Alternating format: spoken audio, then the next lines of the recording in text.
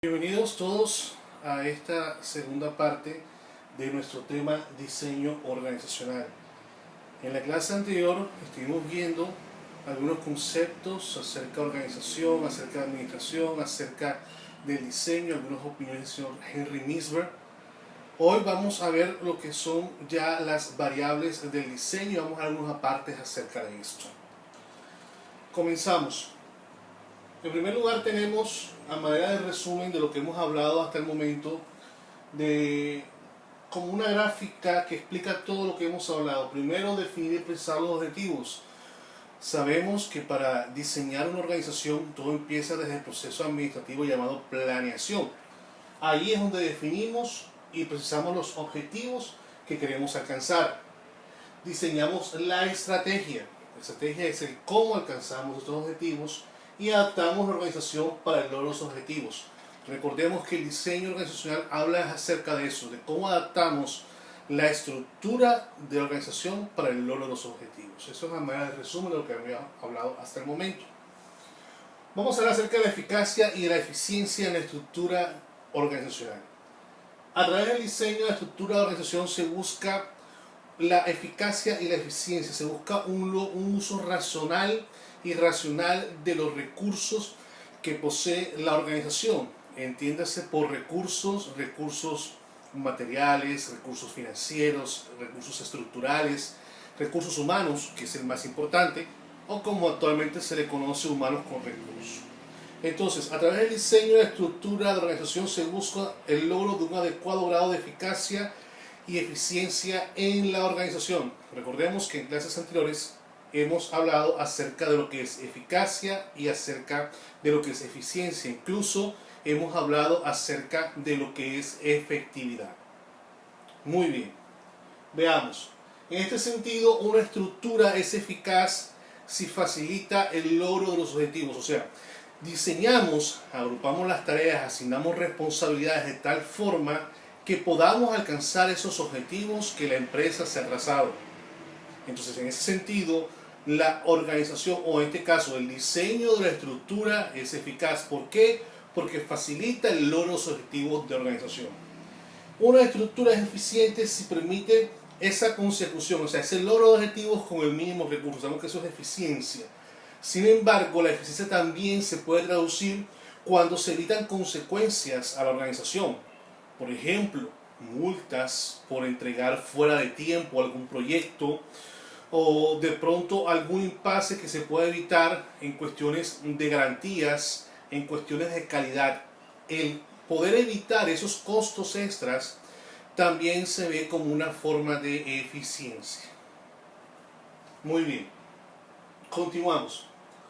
Veamos algunas características del diseño. Primero, es complejo debido a la existencia de muchos puestos.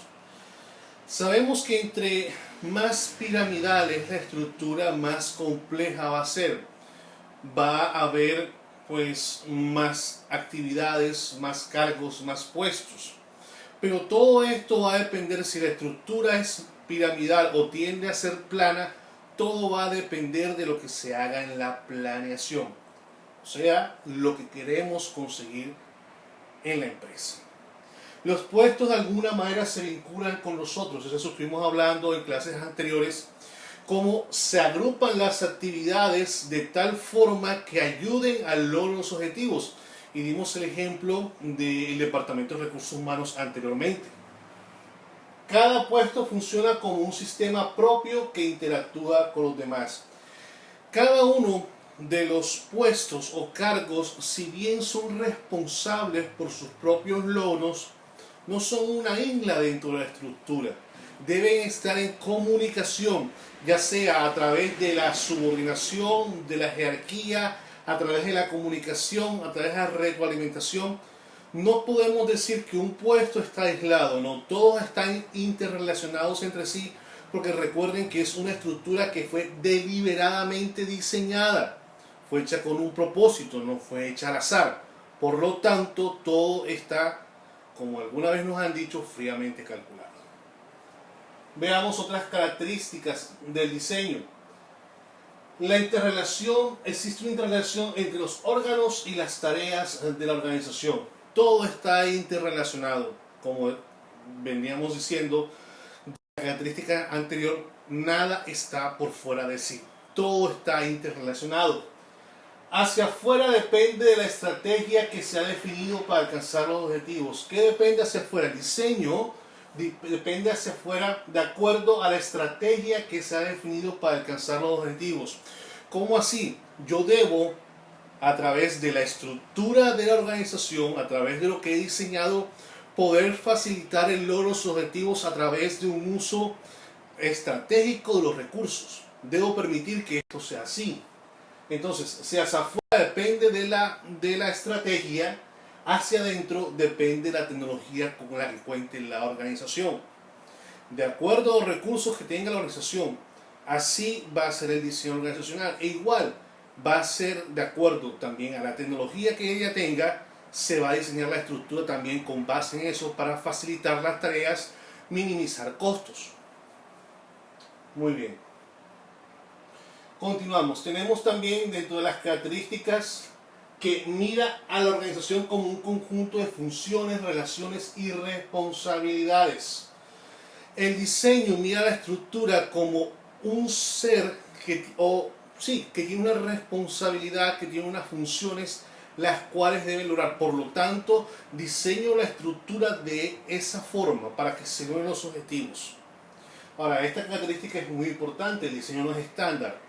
Si bien podemos considerar que el diseño de organización se encuentra en la fase mecánica del proceso, o sea que ya existen teorías, existen antecedentes, existen parámetros que nos guían a hacer las cosas, esto no es estándar. Cada organización tiene sus particularidades, cada organización tiene su propia cultura, que eso veremos más adelante. Por lo tanto, el diseño, si bien nos brinda ciertos parámetros básicos para la organización en general, él no es estándar y mucho menos es inflexible. Recuerden que una de las características del diseño es que debe ser flexible, que debe poder adaptarse, pero teniendo en cuenta lo que decía el señor Misberg, que no podemos considerar que si hacemos un movimiento por acá, ese movimiento no va a tener consecuencias. Eso no debemos olvidarlo. Otras características: división del trabajo, especialización, unidad de mando, responsabilidad, departamentalización, unidad de dirección. Estos son principios básicos de la administración. Y todo esto se tiene en cuenta al momento de diseñar la estructura de la organización. ¿Por qué? Porque los cargos se hacen con base en la división del trabajo. Las personas se asignan a las tareas de acuerdo a la especialización, de acuerdo a lo que sepan hacer. Existe la unidad de mando, existe la responsabilidad, existe la departamentalización, unidad de dirección. Características que, si todos nos acordamos, provienen de lo que la administración en sus inicios tomó de las fuerzas militares, lo que es la unidad de dirección y lo que es la unidad de mando. La unidad de mando se supone que un empleado no debe tener más de un jefe, porque pues, o complace a este o molesta al otro. Y la unidad de dirección es lo que se espera de ese trabajador, que él tenga claro qué es lo que se espera de él. Muy bien, ahora veamos esto. Vamos a empezar a ver las variables del diseño organizacional. ¿Qué dice el señor Henry Misberg? No se debe suponer que todas las organizaciones son iguales, es decir, un conjunto de componentes que se pueden quitar o agregar a voluntad. Eso lo decíamos como una de las características del diseño, que el diseño no es estándar. O sea, esto no es igual, no se debe suponer que son iguales todas las organizaciones. O sea, que simplemente son un conjunto de piezas que se quitan y se colocan. No. Es un ser que se relaciona con el medio ambiente hacia afuera y se relaciona hacia adentro. Veamos algunas variables del diseño. Tenemos acá lo que son los factores ambientales y tenemos dimensiones anatómicas. Veamos qué es esto. Los factores ambientales se refieren a entorno, grupos de interés, estrategia, misión y visión. Cuando hablamos de factores ambientales, empezamos por decir el entorno, la relación que la empresa tiene con el entorno. Por lo tanto, al momento de diseñar la estructura es importante tener en cuenta el entorno. ¿Cuáles son los grupos de interés? Mis proveedores, mis clientes son mi grupo de interés. Incluso la comunidad donde vivo, qué tan amigable es la organización con respecto a la sociedad o al entorno próximo donde vivo.